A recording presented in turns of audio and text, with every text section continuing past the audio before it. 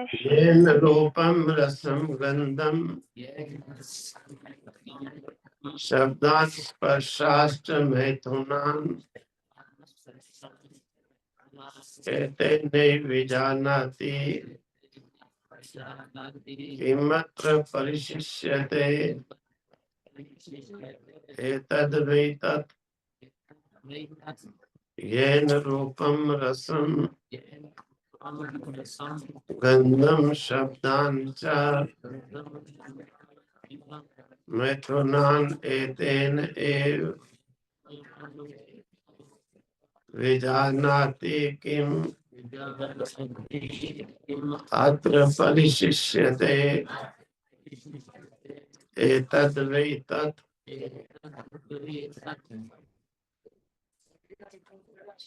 स्वप्नान्तम् जागृतान्तम्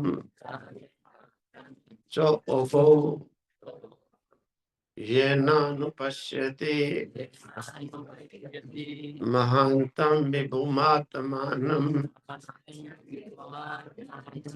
मत्वा धीरो न शोचति स्वप्नान्तं जागृतान्तं च उभौ येन अनुपश्यति महान्तं विभुम आत्मानं मत्वा धीरा न शोचते। कहते हैं स्वप्नांतम येन रूपम रसम गंधम शब्दान स्पर्शान च मैथुनान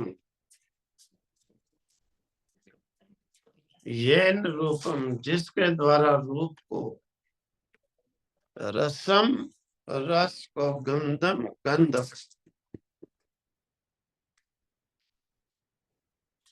और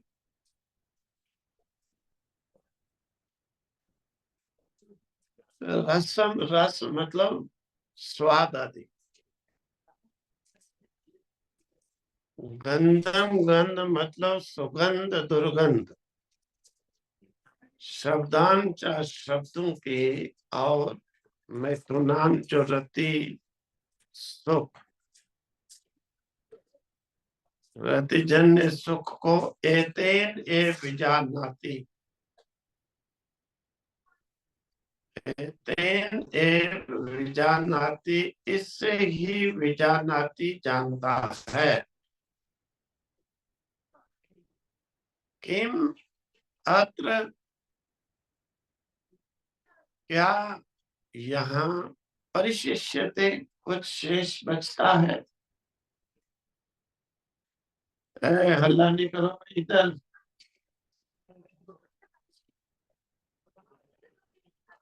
एतद्वैतत् ये प्रेरक ही निश्चय से तत्व है ब्रह्म है।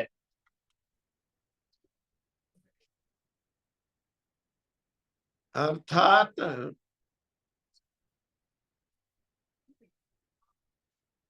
रूप रस गंध स्पर्श मैथुन इनकी कोई स्वतंत्र सत्ता नहीं है। ये स्वतंत्र नहीं तो स्वतंत्र जो है उसके शासन काल में ये सब चलते हैं। जिसके शासन काल में ये चलते हैं अगर वो अपना हाथ पीछे खींच दे अगर वो इनमें से अपना हाथ पीछे खींच ले जैसे इंद्र आदि देवों के बीच से जो तत्व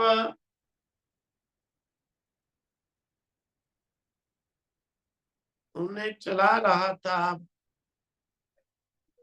उस शक्ति को खींचने के बाद देवता खोखला हो गए। अग्नि एक सूखे तिनके को जला नहीं सकी।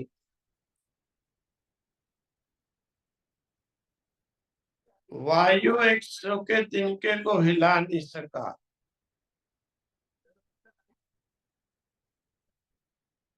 तो इस प्रकार से अगर वो खींच ले तो इनका तो ज्ञान भी नहीं हो सकता कि ये इंद्रियां कुछ काम करेंगी।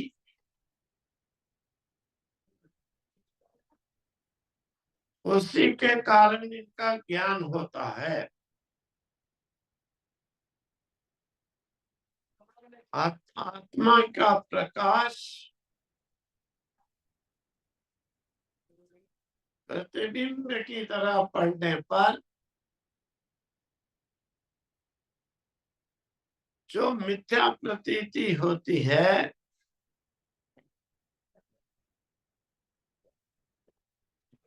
उसी प्रकार से वास्तविक जो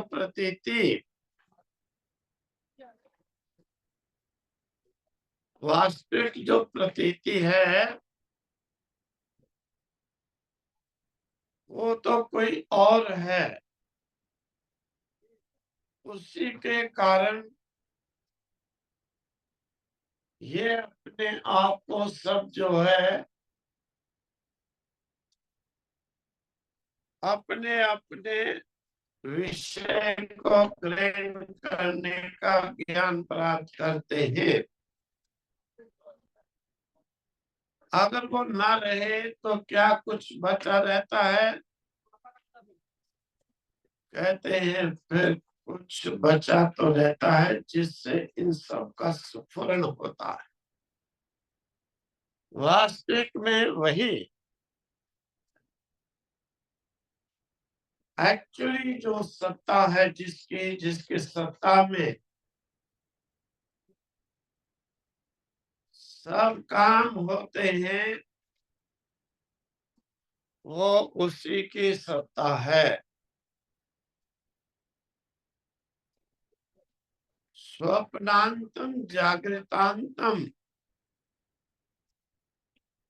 स्वप्न के अंत में, जागृत अवस्था के अंत में चौबो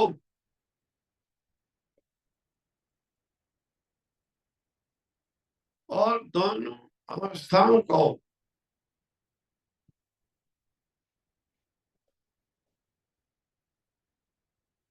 ये न जिससे अनुपश्यति देखते हैं, पहचान करते हैं, इसको महानतम विपुम, महान विभु व्यापक को, कौन है वो? आत्मा, परमात्मा को।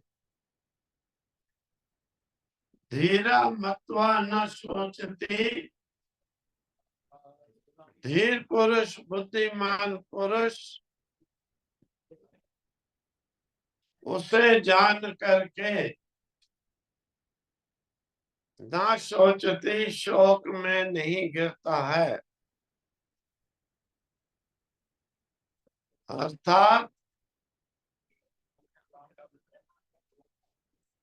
मोह को काट देता है।